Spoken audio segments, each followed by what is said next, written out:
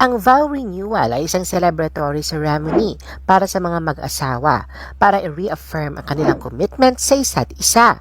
Ilan sa mga Pinoy celebrity couples ay ginawa ito at narito ang pagpapatuloy ng ating listahan. The Philippine Showbiz List presents 17 Pinoy celebrity couples who renewed their wedding vows, Part 2. Anthony Taberna and Rosel Velasco. Sinakto naman nila Anthony at Rosel ang renewal of marriage vows nila sa ika-11 taong anibersaryo ng kanilang kasal noong January 14, 2019 na ginanap sa Iglesia ni Cristo lokal ng EVM sa Tagaytay City. Ang pangalan nilang si Zoe ang isa sa mga bridesmaids habang ang bunsong si Helga naman ang nagsilbing flower girl. Sa isang panayam ibinunyag ni Anthony ang dahilan kung bakit hindi nila sinakto sa kanilang 10th anniversary ito. Ayon kay Anthony, sobrang espesyal sa kanila ang 11 dahil unang-una 11 years ang age gap nila ng misis niya. Tapos nagkakilala sila noong November 11 sa 7-Eleven sa oras na 4:11. Kaya napagdesisyon nilang sa 11th anniversary gawin ang renewal of vows. Michael V. and Carol Bunagan. Hindi lang isa kundi 4 na beses naman na napakasal sina Michael V. at Carol.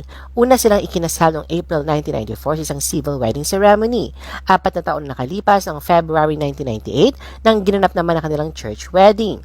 Para naman sa 10 anibersaryo ng kanilang pagsasama noong February 2008 ay isinagawa ang kanilang renewal of vows. Sa lumipas na taon ay pinatunayan ni na Michael at Carol ang kanilang tapat at matatag na samahan na biniyayaan ng 4 na anak na sina Milo, Brianna, Migo at Maple. At noon ngang February 7, 2019, lumipad ang mag-asawa sa Amanpulo, Palawan upang ipagdiwang ang kanilang 25th civil wedding anniversary kasama ng renewal of vows. Melay Cantiveros and Jason Francisco. Naging bukas na aklat sa publiko kung paanong nagsimula ang pag-iibigan ni Melay at Jason, maging ang pinagdaan ng pagsubok ng kanilang relasyon na sa lumipas na taon ay makailang beses na pinatunayan ang tatag nito. At isa nga sa matinding pagsubok na kinaharap nila ay nangyari noong 2016, sa 3 taong pagsasama bilang mag-asawa, kung saan ay pumutok ang isyong hiwalayan nila. Ngunit dahil sa malalim na pagmamahal ni Melay at Jason sa isa't isa, ay nalagpasan nila ito. At sa ikapitong anibersaryo ng kanilang kasal noong December 9, 2020 ay nag-renew ng wedding vows na Jason at Melay. Naganap ang seremonya sa morning talk show na Magandang Buhay. Dahil nga kasagsagan pa ng pandemya ng panahon na yon, ay sa pamamagitan ng Zoom nangyari ang renewal of vows na in-officiate ng parehong pari na nagkasal sa kanila sa General Santos City noong 2013. Samantala, nag-viral pa naging vows ni Melay dahil naging comedy ito. Bukod sa magagandang pangako, ay hinaluan niya ito ng lyrics sa mga kanta ng paborito niyang K-pop group na Blackpink at BTS, gaya ng How You Like That at Dynamite. Dito ay napag-usapan ang tungkol sa kanilang pagsasama kung saan ay inamin ni Jason na ang sandaling hiwalayan nila noon ni Melay, ang matinding pagsubok na hanggat maaari ay ayaw na niyang maalala. Ngunit sa kabila nito ay tuwang-tuwa naman siya dahil kung anong hirap na pinagdaanan nila ni Melay, bawing-bawi naman daw sa kasiyahan nila mag-asawa sa mga sumunod na taon ng kanilang pagsasama na mas lalo pang lumalim. Ayon pa kay Jason, ito ang matatawag niyang second chance na magsimula sila ulit at lahat din ay nagsimulang malinis. Lahat naman ni Melay na mas pinagtibay at mas nakilala nila ang isa't isa dahil sa pinagdaanan nila at pinili raw talaga niya si Jason pa rin ang kanyang maging forever. Ang pagsasama ng mag-asawa ay biniyayaan ng 2 anak na babae na sina Mela at Stella. Terso Cruz III and Lynn Inchausti. Hindi naman isang beses lang nag-renew ng wedding vows ang mag-asawang Terso at Lynn. Sa Instagram post ni Lynn noong May 2022, sa pagdiriwang ng 41st wedding anniversary nila ni Terso, ay nagbalik tanaw siya sa married life nila, kalakip ng mga larawang may kanya-kanyang kwento.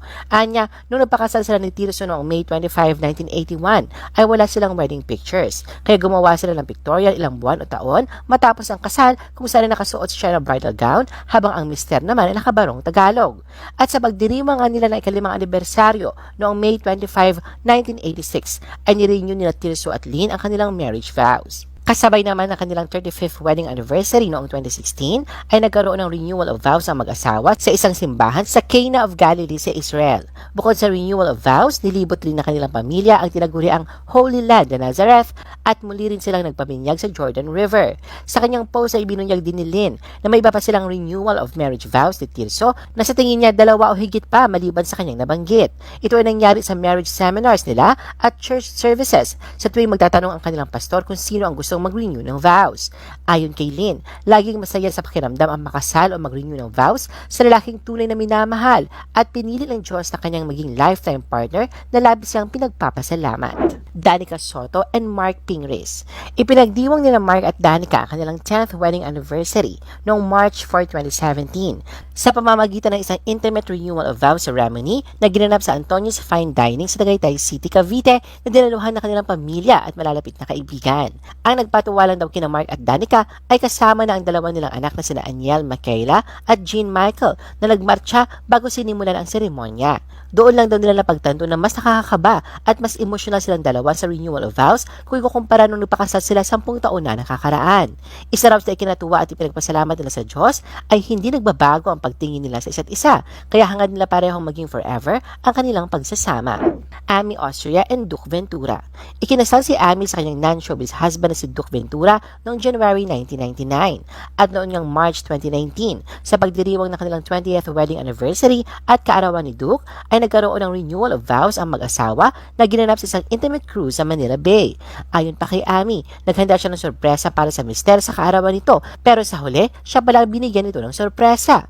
Proud niya ipinakita ang kanyang bagong suot na singsing at nagpasalamat sa patuloy na pagmamahal sa kanya ni Duke. Matet De Leon and Mickey Estrada. Ipinagdiwang naman ng mag-asawang Matet at Mickey ang kanilang 18th wedding anniversary sa pamamagitan ng renewal of vows noong July 2021 sa isang intimate church ceremony. Saksi sa mahalagang araw na yon ang kanilang 3 anak na babae na sina Mishka, Michaela at Mia. Ikinasal sina Mickey at Matet noong March 20, 2004 sa Mount Carmel Church sa Quezon City. Judy Ann Santos and Ryan Agoncillo. Ikinasal sina Ryan at Judy Ann sa San Juan Nepomuceno Church, San Juan, Batangas noong April 28, 2009. Hindi kailangan magandang pagsasama ng dalawa at pinatunayan na hindi totoo tinatawag na 7-year itch dahil noong April 30, 2016, kasabay ng pagdiriwang ng ikapitong anibersaryo ng kanilang kasal, ay naganap ang renewal of vows nila sa isang pribadong resort sa Batangas. Kasama sa mga seremonya mga kaibigan at pamilya nila Judy Ann at Ryan. Naroon din ang kanilang 3 anak na sina Johan, Lucho at Luna. Ngunit kung may isa mang dahilan kung bakit nagpakasal ulit sina Ryan at Juday, ito ay walang iba kundi dahil kay Lucho. Sa isang panayam na ibahagi ni Juday ang kwento tungkol rito. Anya, ilang beses silang kinukulit ni Lucho na gusto nitong panoorin ang kanilang wedding video. At sa unang pagkakataong na panood niya ito, ay agad daw na hinanap ni Lucho ang kanyang sarili. Bakit wala siya sa naturang okasyon samantalang andun ang kanyang ate Johan? At dito na nga raw naisip ni na Juday at Ryan na i-renew ang kanilang vows bilang pasasalamat na rin sa blessing na kanilang natatanggap at mga pagsubok na magkatuwang na kinaharap sa loob ng 7 taong pagsasama bilang mag-asawa. Christopher De Leon and Sandy Andolong. Kabilang ang celebrity couple na sina Christopher at Sandy sa mga hinahangaan ngayon sa industriya pagdating sa usaping relasyon dahil sa lumipas na taon na panatili nitong matatag ang kanilang pagsasama at hindi nawawala ang pagmamahal sa isa't isa. Katunayan, sila ang napili ng wedding fair ng The Wedding Library para sa isang photo shoot dahil sa kanilang long-lasting marriage. Unexpected ika nga sabi ni Sandy dahil sa tinanong sila kung gusto ba daw nila ni Christopher na gawin ang tunay na renewal of vows matapos ang pictorial na hindi naman nila tinanggihan. Dagdag pa yan na lahat ng ito ay ang mismong wedding fair ang gumastos, plus sponsors ang nag-asikaso ng lahat. At noon ngang February 2019, isang Vietnamese priest ang nag-officiate ng renewal of vows na Christopher at Sandy upang ipagdiwang kanilang 39 years na pagsasama na ginanap sa isang romantic cruise sa Vietnam. Sa kanilang wedding vows ay hindi napigilan maging emosyonal ng dalawa habang ibinabahagi ang mga pinagdadaanan nila sa nakalipas ng halos 4 na dekada. Kahit na ikinasal sina Sandy at Christopher noong 1996, kinukonsidera pa din nila ang araw kung kailan nagsimula ang kanilang relasyon ay ang araw din ng kanilang kasal. Paliwanag pa ni Sandy na nagkaroon sila ng civil wedding noong September 1996 at noong March 2001 naman ginanap ang kanilang church wedding. Sinabihan daw sila noon ng pari na sa tuwing ipagdiriwang nila ang pag-iisang dibdib ay bilangin ang panahon kung kailan sila nagsimula bilang isa. Kaya ang palaging bilang nila ni Christopher ay mula March 27, 1980 hanggang sa kasalukuyan.